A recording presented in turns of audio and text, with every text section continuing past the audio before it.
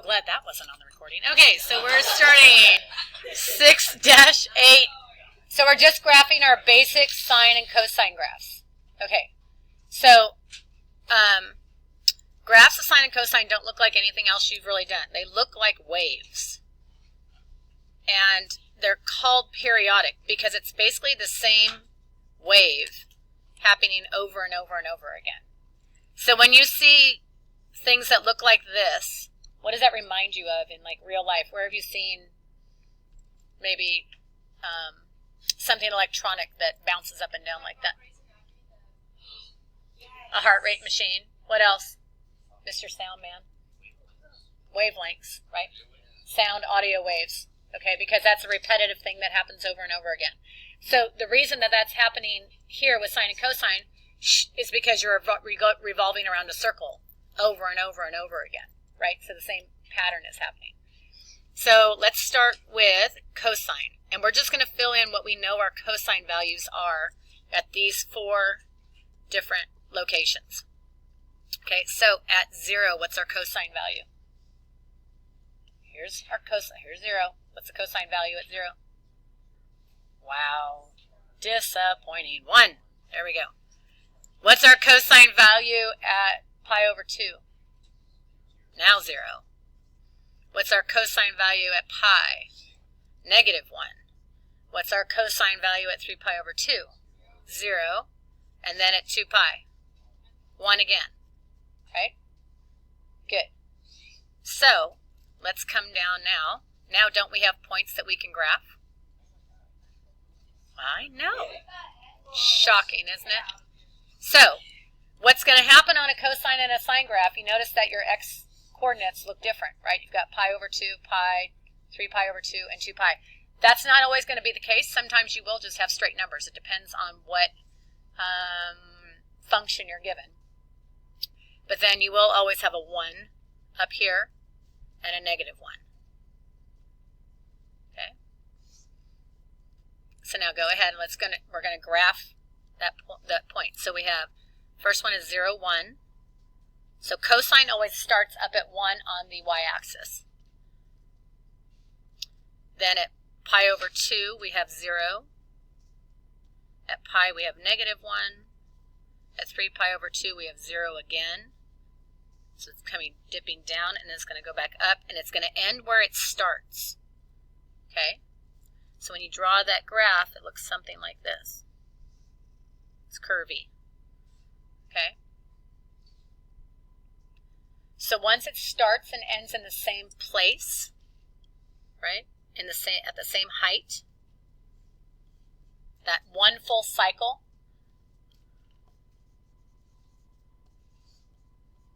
we call that the period.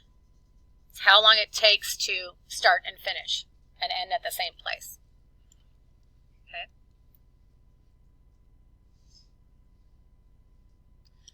So let's do the sine graph now. So what is your sine value at 0? 0, right? Sine is your y values. What about at pi over 2? At pi, 0. At 3 pi over 2, negative 1. And at 2 pi, 0. So now let's graph that on the sine graph. Where is sine always going to start? At 0. So it has exactly the same shape, and it's going to end at 2 pi in the same place. Does it make sense why they begin and end at 2? That's 1 revolution around the circle. Okay, this is the standard. It's going to change from this, but this is your starting point. Okay? In the middle, sine is going to be at pi, it's going to be at 0 again. At pi over 2, it's 1. And 3 pi over 2, it's at negative 1.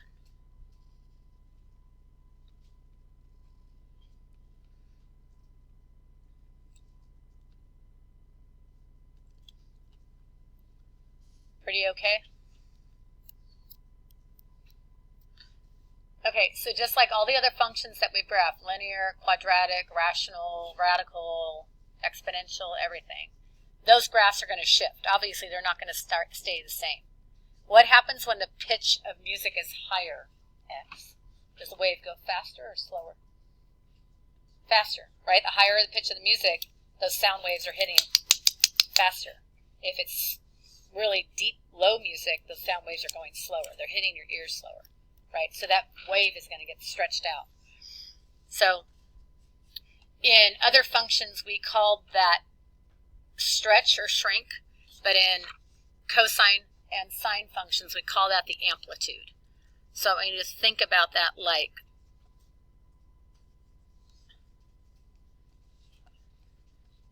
think about it as stretch or shrink. Okay.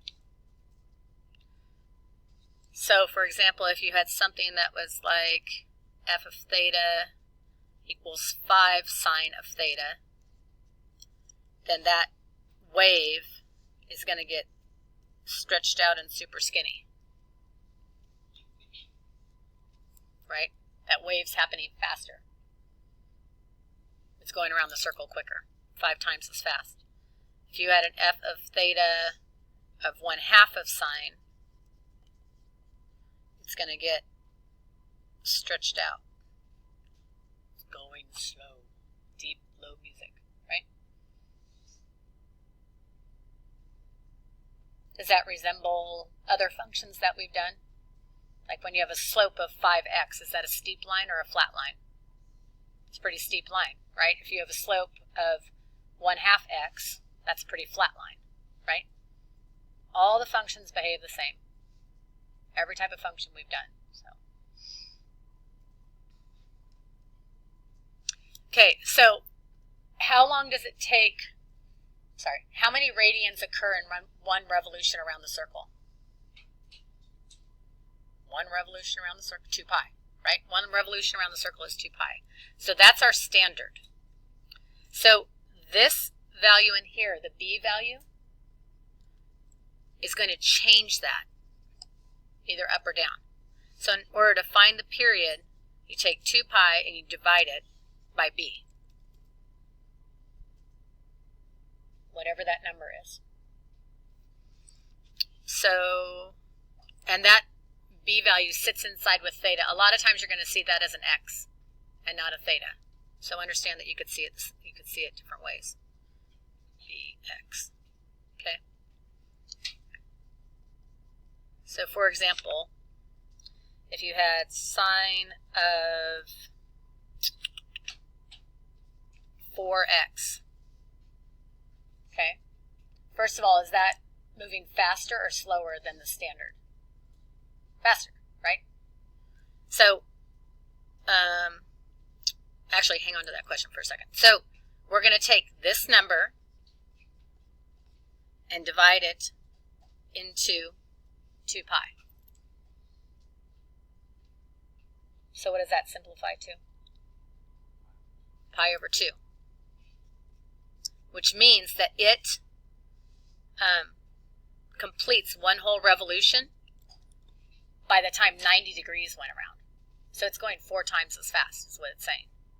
Okay?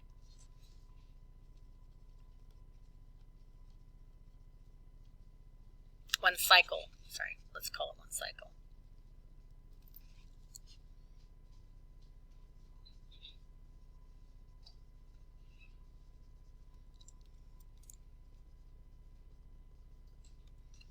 So if I were to graph that here, let's say I did it on this one because this is my sine graph, the difference with this would be my beginning and end. There's my beginning, that's my end. Okay, I'll do it in a different color. So this would be my beginning, this would be my end. Here's the middle. So it would look like this. It's moving way faster. Okay, so this would be y equals sine of 4x. Okay. To find the frequency is just the reciprocal of the period. So it is just b divided by 2 pi. And what that asks is how many cycles is that going to complete by 2 pi. Okay? So in this case, if you had 4, we would divide that by 2 pi, and you get 2 over pi, which is in fact the reciprocal of what we got here.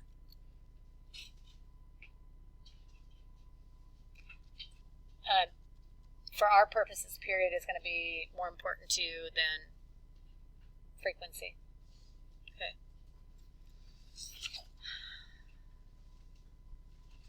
All right, so flip that over and let's do a couple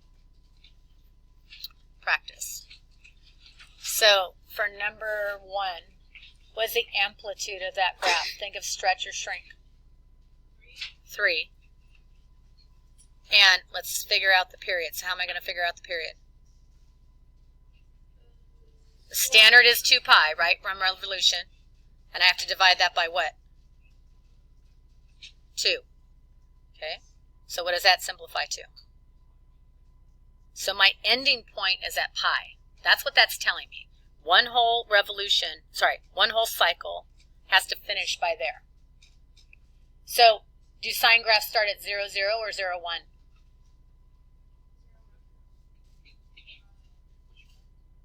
Sine. Do they start at the origin or do they start at 0, 1? 0, 0. So this one's gonna begin and end at 0, 0. What about the middle? Where's that?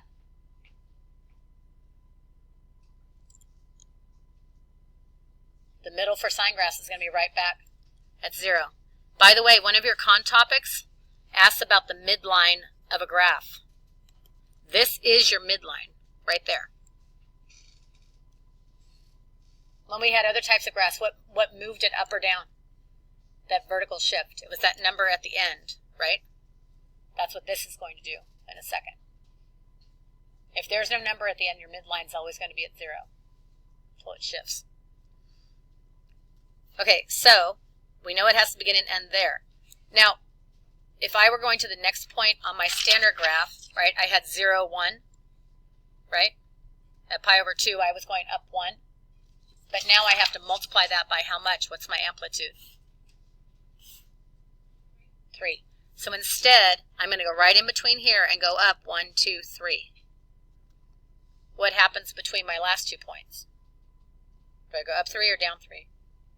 1, 2, 3. So here's my sine graph, but it's super stretched out because of the amplitude of 3, and it is squished in because it has to complete one whole cycle by the time I hit pi. Okay? Okay, so 3 has 3 different things going on, right? So first of all, what's the amplitude of that? 2. We need to figure out the period. So what am I going to divide that by? 1/2. What's 2 divided by 1/2? Or 2 times 2? 4 pi, right? And then the frequency is going to be 1 over 4 pi. Okay. So now, if that took 4 rotations to get there, by the time I hit here, I'm only going to have half of my cycle. I'm only going to have the top end of my cycle. Does that make sense? The other one would be way out here somewhere. Right? By 2 pi, it's only going to have that top half. So I'm going to start at 0, end at 0, but instead of going to 1, what's my middle going to be? Huh? Well, it normally would be 1. My amplitude is 2. What's 1 times 2? 2. So if I say this is 1 and this is 2, it's going to be way up here.